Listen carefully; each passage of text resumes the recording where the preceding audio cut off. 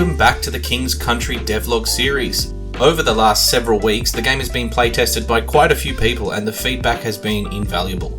Thanks to everyone who took the time to go over it on the itch page and give the game a go and leave your brutally honest but mostly positive feedback. Upon reviewing this playtesting data, I realised the game-breaking bug that I so proudly announced was fixed was in fact not that fixed.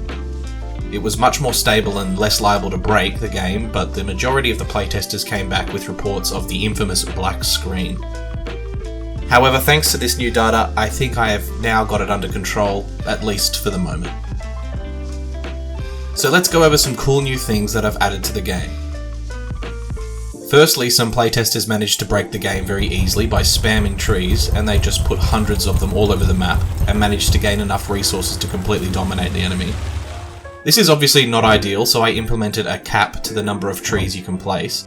I'm thinking that maybe the cap will be increased through some sort of upgrade, or maybe certain levels have certain cap on them. We'll have to keep playtesting to find out.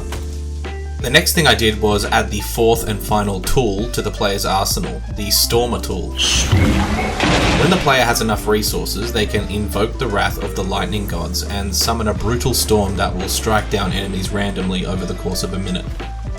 I did some fun effects with the lighting and the smoothness values of the terrain textures, wherein, when the ability is used, I tween these values to represent a thunderstorm. It's a fun little ability and it adds some drama to the game. Some more features that I added based on the playtesting feedback were simple user experience elements, such as clicking on the map to move the camera to that location, which is really helpful and a staple of the RTS genre, and the ability to click on the tool panel instead of just using the number keys. This is more intuitive and something I wouldn't have thought of by myself. It's easy to get lost in the development of your game and not to see the forest for the trees, if you'll excuse the pun.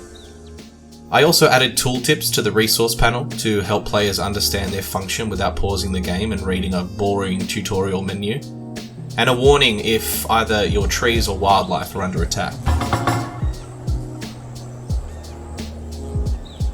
Next up was increasing the functionality of the Hauger. The Hauger is a ruined sacred site that is randomly placed on the map, and its control is fought over between the player and the human enemies. Now, if you manage to claim the Hauger for yourself, you can purchase new units from it.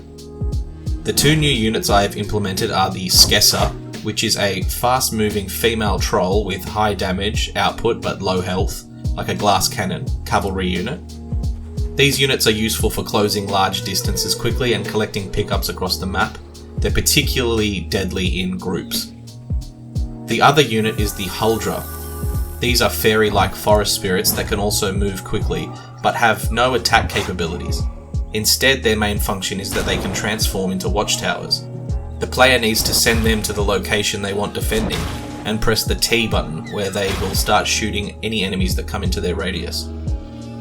With these new powerful units, capturing the Hauger becomes more important to the player. It shifts the whole game and adds a lot more strategy to it. I'm having some problems with balancing in that the towers are currently pretty overpowered. I might make the towers worth 2 or 3 populous points to limit the amount the player can use. So the game is coming together quite nicely. It's starting to feel like a real game with important choices to make along the way. At the moment, this is mostly at the beginning of the game, but when you manage to establish a solid economy, it's easy to snowball your way to absolute dominance. So I might need to introduce some new units that can make life harder for the player in later waves of the game. Maybe an enemy unit that is impervious to watchtowers or some other form of utility unit. So if you want to play the game in its current state, head over to the itch.io page in the description and download it there. There's a link to a feedback form in the main menu. Please leave some thoughts and feelings there to help me improve the game. As always, thanks for watching. Please like the video and subscribe to the channel. Turn on notifications to see any and all updates to the game as they happen.